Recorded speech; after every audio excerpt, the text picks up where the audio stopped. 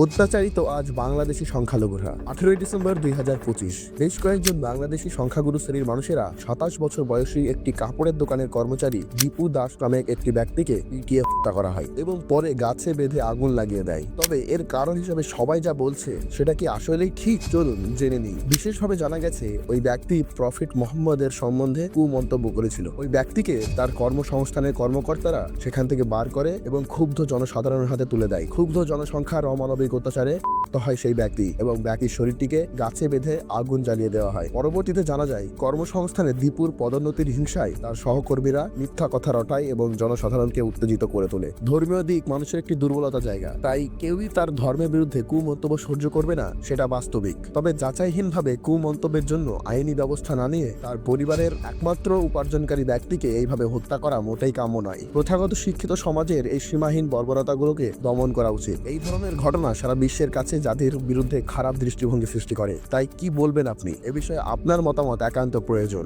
কারণ